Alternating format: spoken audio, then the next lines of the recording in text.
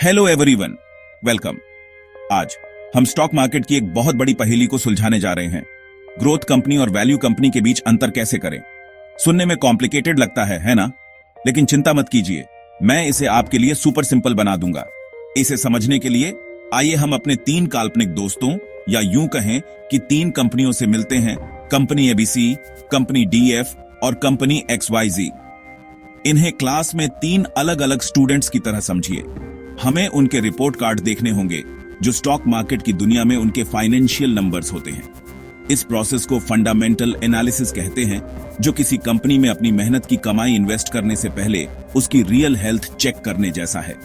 यह सिर्फ daily price changes से आगे बढ़कर बिजनेस की असली कहानी को समझने के बारे में है। आइए उनकी बेसिक डिटेल्स देखते हैं आज जून 27, 2025 तक की।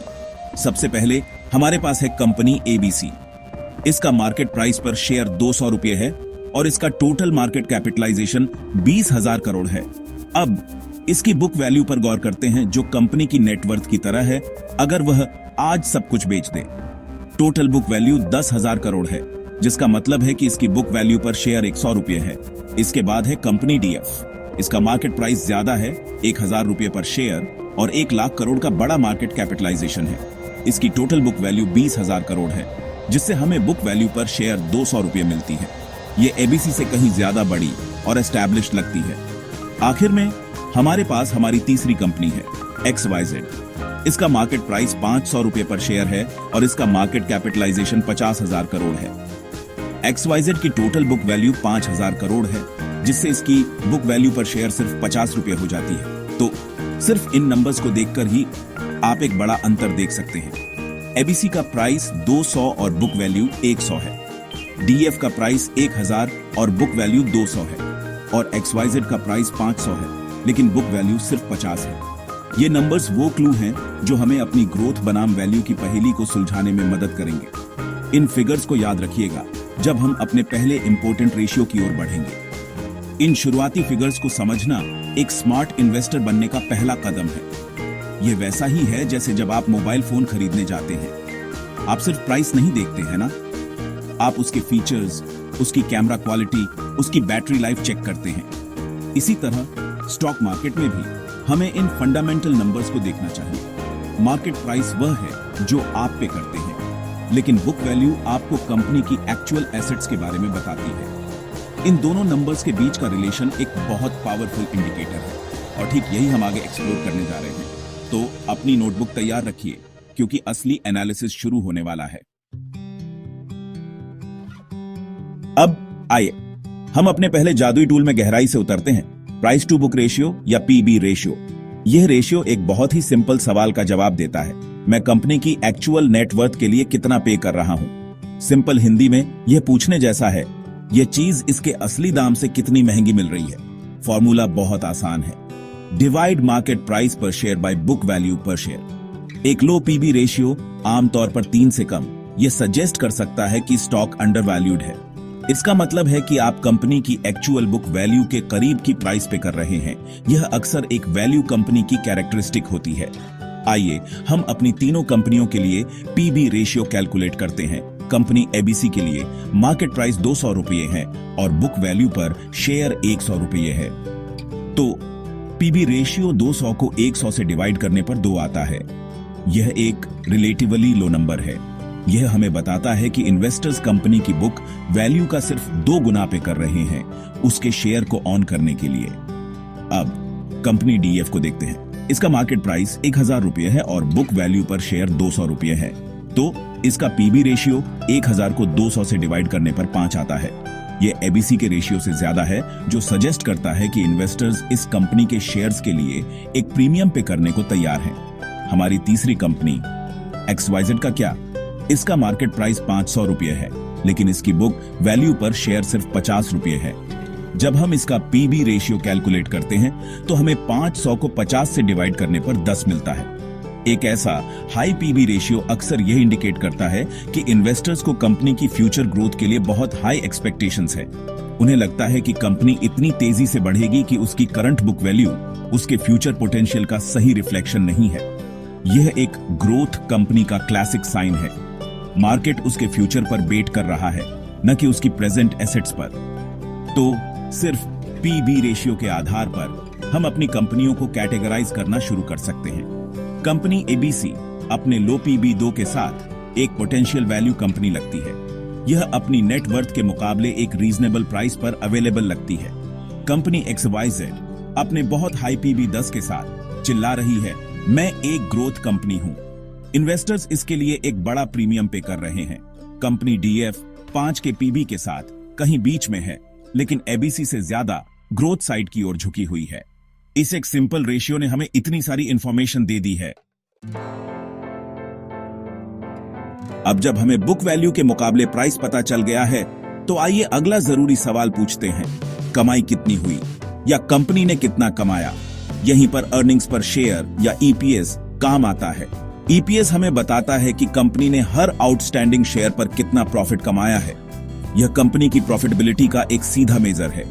मान लीजिए कंपनी एबीसी ने 2000 करोड़ का टोटल प्रॉफिट कमाया और उसके पास 100 करोड़ शेयर हैं।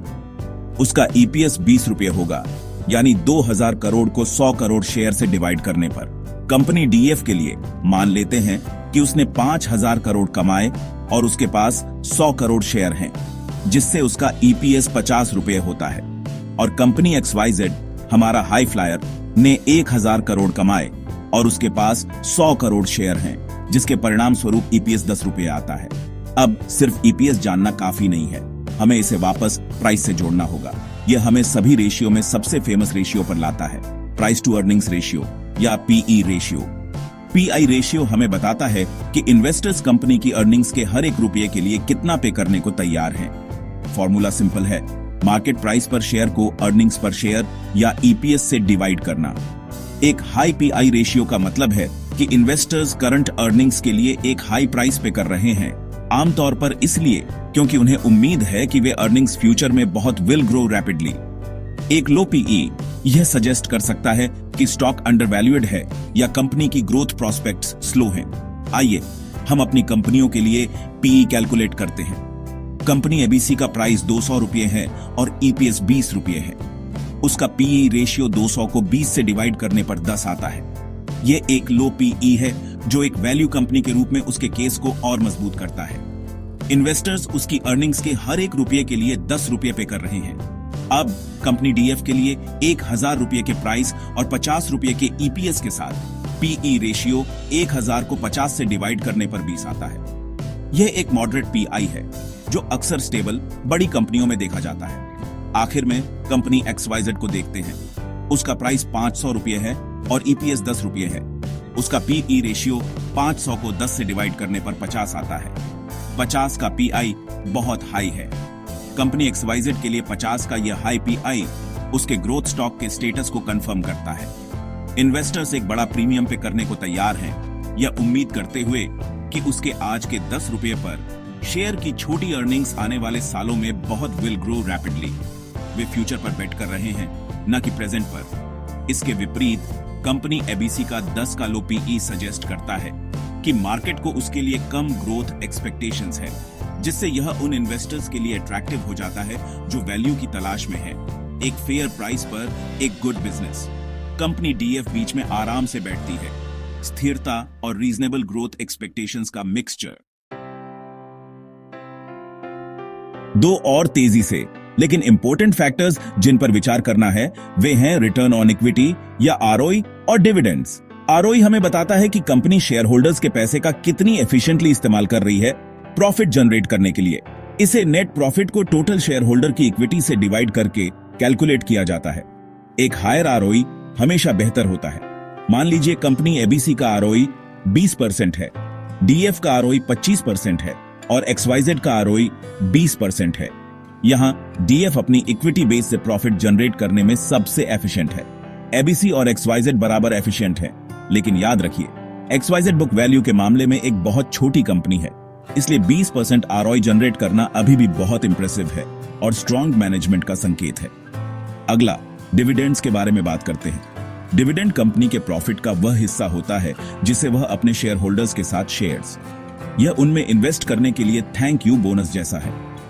वैल्यू कंपनियां जो अक्सर मैच्योर होती हैं और स्टेबल कैश जनरेट करती हैं, उनके डिविडेंड पे करने की संभावना ज्यादा होती है। ग्रोथ कंपनियां दूसरी ओर आमतौर पर अपने सभी प्रॉफिट को बिजनेस में रीइन्वेस्ट करना पसंद करती हैं ताकि आगे की ग्रोथ को बढ़ावा मिल सके। इसलिए वे आमतौर पर डिविडेंड पे नहीं करती हैं। हमारे एग्जाम्पल में मान लीजिए कंपनी एबीसी 4 रुपए पर शेयर का पेस डिविडेंड 200 रुपए के मार्केट प्राइस के साथ उसका डिविडेंड यील्ड जो डिविडेंड को प्राइस से डिवाइड करके 100 से गुणा करने पर आता है 2% है। कंपनी डीएफ भी एक स्टेबल कंपनी होने के नाते 10 रुपए पर शेयर का डिविडेंड पे कर सकती है जिससे उसे 1% का यील्ड मिलता है। कंपनी XYZ हमारा ग्रोथ चैंपियन कोई डिविडेंड पे नहीं करती है, तो आइए ट्रेड्स को समराइज करते हैं। कंपनी एबीसी एक क्लासिक वैल्यू कंपनी है, 2 का लो पीबी रेशियो, 10 का लो पीई रेशियो और यह 2% यील्ड के साथ एक पेज अ गुड डिविडेंड। ये एक सेफ भरोसेमंद स्टूडेंट जैसा है जो अच्छे ग्रेड्स लाता है। कंपनी XYZ एक टेक्स्ट बुक ग्रोथ कंपनी है, 10 का बहुत हाई पीबी रेशियो, 50 का बहुत हाई पीई रेशियो और कोई डिविडेंड पे नहीं करती क्योंकि वह फ्यूचर एक्सपेंशन के लिए सब कुछ री इन्वेस्टिंग। यह महत्वाकांक्षी high risk high reward student है। कंपनी डीएफ एक मिश्रण है जिसे अक्सर गाप स्टॉक कहा जाता है, जिसका मतलब है रीजनेबल प्राइस पर ग्रोथ, मॉडरेट रेशियो और एक स्मॉल डिविडेंड। यह क्लास का ओन ऑलराउंडर है। निष्कर्ष में न तो ग्रोथ और न ही वैल्यू इन्वेस्टिंग सुपीरियर है, वे बस अलग अलग गोल्स और रिस्क एपेटाइट के लिए अलग अलग स्टाइल्स हैं। यदि आप स्थिरता और रेगुलर इनकम की तलाश में हैं, तो एबीसी जैसे value stocks can be suitable. यदि आपके पास एक लॉन्ग टर्म होराइजन है और संभावित रूप से हायर रिटर्न्स के लिए हायर रिस्क को सहन कर सकते हैं, तो XYZ जैसे ग्रोथ स्टॉक्स आपकी चॉइस हो सकते हैं। सबसे इंपॉर्टेंट लेसन यह है कि टिप्स के आधार पर आंख बंद करके डू नॉट इन्वेस्ट। हमेशा अपना do your own homework. Company की कहानी को समझने के लिए इन simple ratios PB, PE, ROE और डिविडेंड यील्ड का उपयोग करें। यह फंडामेंटल एनालिसिस आपको इन्फॉर्मेड और कॉन्फिडेंट इन्वेस्टमेंट डिसीजंस लेने के लिए विल एम्पावर। Happy investing.